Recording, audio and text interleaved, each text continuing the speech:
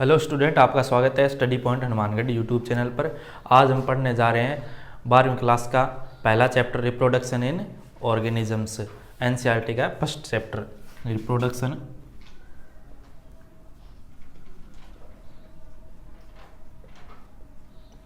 इन organism.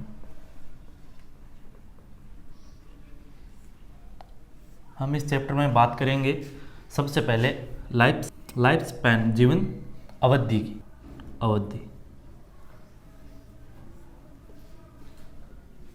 Life span. फिर हम इसमें बात करेंगे रिप्रोडक्शन की।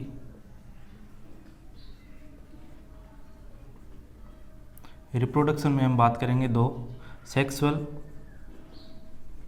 और एसेक्सुअल रिप्रोडक्शन की। ठीक। अब हम जीवन अवधि की बात करें तो इसमें हम पढ़ते हैं किसी जीव के जन्म से लेकर के उसकी मृत्यु तक के बीच का जो समय होता है, जन्म से उसकी मृत्यु तक का समय क्या कहलाता है? जीवन अवधि कहलाता है। मृत्यु से मतलब है उसकी प्राकृतिक मृत्यु तक का समय, और ये हर प्रकार के जीव में अलग अलग होती है। ये आकार पर निर्भर नहीं करती है, मतलब कि किसी जीव का आकार क्या है इस पर डिपेंड नहीं करती है।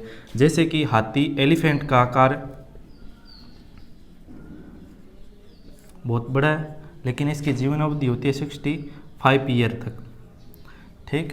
और जैसे पैरट है, उसका साइज बहुत छोटा है, लेकिन उसकी जीवन अवधि होती है 140 ईयर। ठीक है। तो जीवन अवधि किसी जीव की जन्म से लेकर के उसकी प्राकृतिक मृत्यु तक का समय क्या कहलाता है? जीवन अवधि कहलाता है। यह किसी जीव के आकार पर निर्भर नहीं करती है। अब हम आगे बात करेंगे रिप्रोडक्शन की। रिप्रोडक्शन में हम बताते हैं, अब हम बात करते हैं रिप्रोडक्शन की। रिप्रोडक्शन के दो प्रकार होते हैं, सेक्सुअल और एसेक्सुअल रिप्रोडक्शन। हम रिप्रोडक्शन मतलब हिंदी में कहते हैं जनन। किसी जनक द्वारा, कोई छोटा या बड़ा कोई भी हो सकता है, जनक द्वारा स्तंति को जन्म देना क्या कहलाता है? स्तंति को जन्म देना क्या कहलाता है? जनन कहलाता है। ठीक है। इसकी खास बात ये होती है कि ये जनन के अंदर हम लक्षणों का स्थानांतरण करते हैं, आनुवांशिक लक्षणों का स्थानांतरण करते हैं। एक पीढ़ी से दूसरी पीढ़ी के अंदर आनुवांशिक गुणों का स्थानांतरण होता है। यह दो प्रकार का है, सेक्सुअल रिप्रोडक्शन और एसेक्सुअल रिप्रोडक्शन। अब एसेक्सुअल रिप्रोडक्शन के अंदर एकल जनक होता है और सेक्सुअल रिप्रोडक्शन के अंदर दो जनक होते हैं, मतलब एक नर युग्मक और एक मादा युग्मक। और इसके अंदर वैसे युग्मक होते हैं, इसमें युग्मक की भागीदारी या फिर बिना युग्मक की भागीदारी के भी जनन होता है। ठीक है। तो हम पढ़ते हैं एसेक्सुअल रिप्रोडक्शन। सबसे पहले एसेक्सुअल रिप्रोडक्शन, अलैंगिक जनन। अलैंगिक जनन के अंदर एक युग्मक या फिर एकल जनक के द्वारा अपनी पीढ़ी को बढ़ाया जाता है। जैसे कोई पादप शरीर है या फिर कोई जंतु है, वो अकेला ही विभाजन कर करके आगे स्तंतियों में वृद्धि करता है। इसके अंदर एक टर्म है क्लोन। ठीक है। क्लोन का कहने का मतलब है जो आनुवांशिक और आकार की रूप से समान जीव को क्या कहते हैं? क्लोन कहते हैं। अलैंगिक जनन के अंदर जो स्तंति बनती है वो पूर्णतः जनक के समान होती है। जनक से उत्पन्न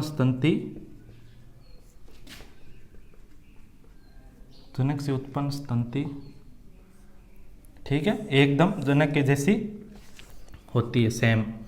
ठीक है। अब हम इसके प्रकार की बात करेंगे आगे। अलैंगिक जनन के प्रकार।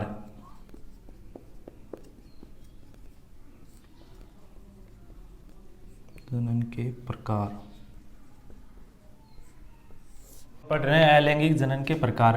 सबसे पहले इसमें विभाजन को इंग्लिश में कहते हैं फिजन। कहने का तात्पर्य यह है कि कोई भी ऑर्गेनिज्म, जीव सिंगल है, दो या दो से अधिक भागों में विभाजित हो जाता है उसे कहते हैं अलैंगिक जनन में विभाजन द्वारा जनन। ठीक है, अब ये होता है दो प्रकार का। विभाजन द्वारा जनन दो प्रकार से होता है। पहला है द्विविभाजन, द्विविभाजन बाइनरी फिजन, बाइनरी फिजन। इसमें कोई ऑर्गेनिज्म जीव दो भागों में विभाजित हो जाता है उसे कहते हैं द्विविभाजन। ठीक है, इसके अंदर ध्यान देने वाली बात यह है कि कोई भी ऑर्गेनिज्म है, ठीक है, उसके अंदर केंद्रक है और ये और कोशिका द्रव्य। अब इसके अंदर सबसे पहले ना विभाजन होगा वो होगा केंद्रक विभाजन, कैरियोकाइनेसिस, कैरियोकाइनेसिस, और फिर होगा साइटोकाइनेसिस। ठीक है, सबसे पहले केंद्रक विभाजन, फिर होगा कोशिका द्रव्य विभाजन। अब इसका उदाहरण ले तो है अमीबा, अमीबा। ठीक, अब दूसरे की बात करते हैं, वो है बहुविभाजन। ठीक है, मल्टीपल फ्यूजन।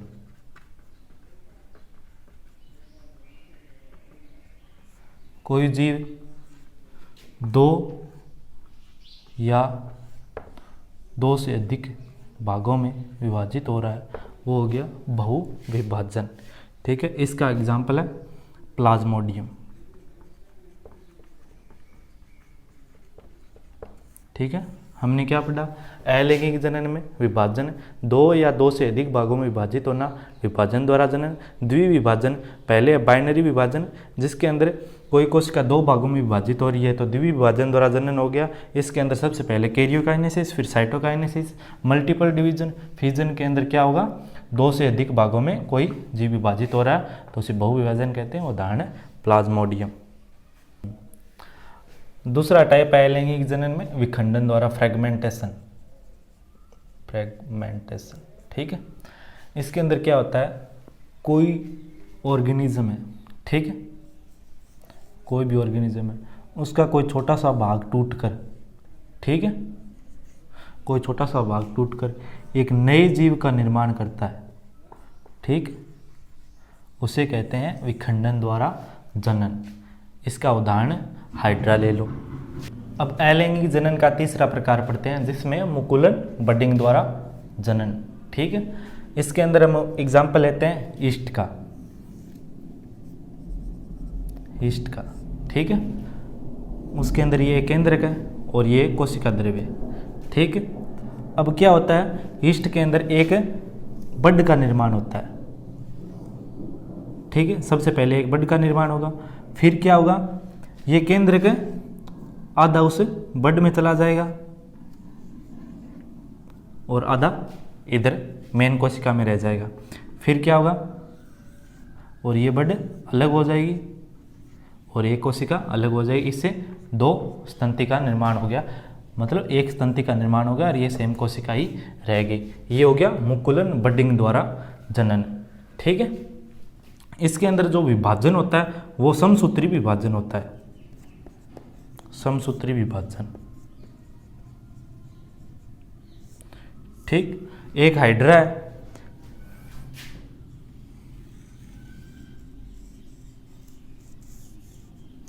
ठीक है, इसके अंदर एक कलिका का निर्माण होता है और वो कलिका हाइड्रा से अलग होकर के, जैसे ये कलिका है ये हाइड्रा से अलग हो जाएगी और एक नई कलिका बन जाएगी। ठीक है, ये हो गया हाइड्रा। ठीक, ये भी इसके अंदर मुकुलन का ही एक प्रकार है। ठीक, अब अलैंगिक जनन का आगे वाला टाइप है जेम्यूल द्वारा। ये स्पंज के अंदर होता है। इसके अंदर एक आर्कियोसाइट सेल्स होती है जो टोटिपोटेंसी सेल होती है, पूर्ण सहसक्त कोशिका होती है जो विभाजन करके इससे माइक्रोपाइल से बाहर निकल जाती है और नई कोशिकाओं का, नए जीव का निर्माण करती है। इन्हें जेम्यूल द्वारा जनन कहते हैं। ये जेम्यूल स्ट्रक्चर है, इसके अंदर ऊपर वाला पार्ट है माइक्रोपाइल कहलाता है, ये आउटर मेम्ब्रेन है, ये इनर मेम्ब्रेन है इसकी। ठीक है, और ये आर्कियोसाइट सेल्स है। ठीक है, और ये है मोनेक्सोन स्पाइक्यूल्स, इसका उदाहरण हो गया स्पंज।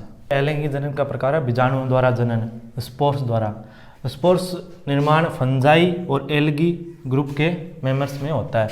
कवक और शैवालों के अंदर स्पोर द्वारा जनन होता है। ये कई प्रकार के हैं, जैसे चल बीजाणु जूस्पोर और अचल बीजाणु एप्लेनोस्पोर। चल बीजाणु क्या होते हैं?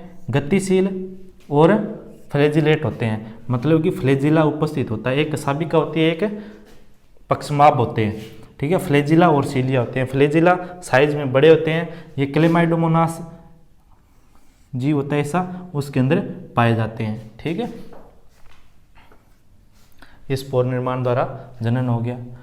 अब एप्लेनोस्पोर अचल बीजाणु कसाबिका रहित होते हैं और अचल होते हैं, इसका एग्जाम्पल है यूलोथ्रिक्स। अब बीजाणुओं द्वारा जनन के अंदर तीसरा टाइप है कोनिडियोफोर द्वारा। ये कोनिडियोफोर है, इसके अंदर कोनिडिया का निर्माण होता है। ये कोनिडियोफोर के ऊपर कोनिडिया स्पोर्स का निर्माण होता है। ये कोनिडियम कहते हैं इन्हें, और ये कोनिडियो स्पोर्स है। इसका उदाहरण दें तो पेनिसिलियम है, ठीक है। पेनिसिलियम उदाहरण हो गया। ये फंजाई के अंदर है पेनिसिलियम, फंजाई है उसके अंदर बनते हैं। अब हम पढ़ते हैं अलैंगिक जनन का 6th टाइप है कायिक जनन, वेजिटेटिव प्रोडक्शन या प्रोपेगेशन। इसके अंदर क्या होता है? कोई भी पादप शरीर का कायिक भाग, जैसे जड़, तना, पत्ती, कोई भी उसका कायिक भाग है, जैसे कलिका, वो टूट करके नए पादप का निर्माण करती है, उसे कहते हैं कायिक जनन। और जो पादप भाग काम में आता है उसे कहते हैं प्रवर्ध या प्रोपेग्यूल, जिसके द्वारा नए पादप का निर्माण होता है उसे प्रोपेग्यूल कहते हैं। अब इसके कुछ उदाहरण है। जड़ द्वारा शकरकंद के अंदर होता है, तने के अंदर, तने के द्वारा जनन होता है कायिक जनन। इसके अंदर प्रकंद, प्रकंद में हल्दी, अदरक, ये आप टोटल डिटेल मोर्फोलॉजी 11th का एक चैप्टर है उसके अंदर पढ़ चुके होंगे, ठीक है। कंद आलू, घनकंद जमीकंद अरबी, अंतः भूस्तारी पुदीना, केला, भूस्तारिका जलकुंभी, ऊपरी भूस्तारिका धूप घास है। पर्ण के द्वारा पत्र चट्टा ब्रायोफिलम में, और पत्र प्रकलिका अगेव के अंदर, ठीक है। पत्र प्रकलिका क्या होती है? भोजन संग्रहित करने के लिए एक संरचना, मासल संरचना का निर्माण करती है, जिसे कहते हैं पत्र प्रकलिका, ठीक है। इसके अंदर है ना जलकुंभी, इसके बारे में एक एक्स्ट्रा एनसीईआरटी में दी गई ये बात है। इसे बंगाल का आंतक भी कहते हैं, मतलब महाविप्ति या बंगाल का आंतक, क्योंकि ये जल के ऊपर है ना बहुत ज़्यादा ग्रोथ कर लेती है, जिसके अंदर जलीय जीवों की मृत्यु होने लग जाती है ऑक्सीजन की कमी की वजह से, इसीलिए इसे बंगाल का आंतक कहते हैं, ठीक।